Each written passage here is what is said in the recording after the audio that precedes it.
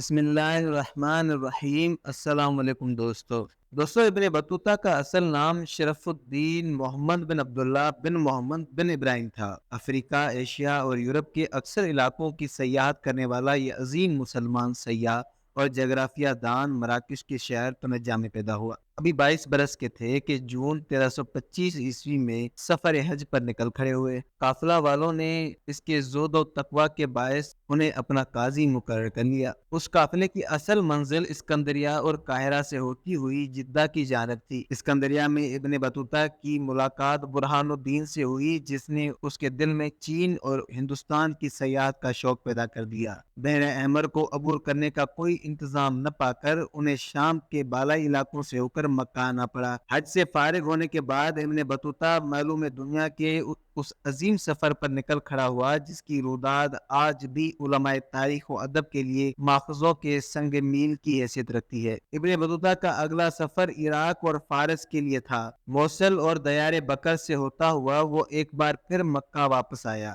حج کے بعد 2 برس تک یہیں مقیم رہا۔ 1330 عیسوی میں جنوبی عرب، یمن اور عدن سے ہوتا ہوا جنوبی افریقہ، عباسیہ اور مشرقی افریقہ تک گیا۔ واپسی میں عمان اور ہرمز کی طرف آ نکلا اور یہاں سے تیسری بار حج کے لیے مکہ کو روانہ ہوا۔ ابن بطوطہ کا چوتھا سفر مصر اور شام کے راستے ایشیائے کوچک ترکی کے لیے تھا۔ ان تمام جگہوں پر ہمیشہ اس کی عزت افزائی ہوئی۔ عام طور پر وہ شاہی مہمان کی حیثیت سے رہتا۔ ایشیائے کوچک میں اس کی ملاقات سلطان محمد سے ہوئی اور وہ اس کی بیوی کے جلوہ میں قسطنطنیہ پہنچا۔ وہاں کیسر سوم سے ملاقات ہوئی۔ پھر ہندوستان جانے کے لیے دریائے وولگا سے گزر کر خوارزم، بخارا اور خراسان سے ہوتا ہوا وہ ربیع الثانی 743 ہجری ستمبر 1333 عیسوی میں کوہ ہندوکش کے راستے ہندوستان وارد ہوا۔ دہلی میں محمد تغلق نے اس کی آؤ بھگت کی اور مالکی مسلک کا قاضی مقرر کیا۔ اگلے 2 برس تک ابن بطوطہ نے ہندوستان کے مختلف علاقوں کی سیر کی اور وہاں کی رسم و رواج کا بغور مطالعہ کیا۔ 1342 عیسوی میں ایک سفارت کے ہمراہ چین بھیجا گیا، مگر وہ صرف ساحل مالابار تک پہنچ سکا۔ جزائر مالدیپ کے سلطان نے بھی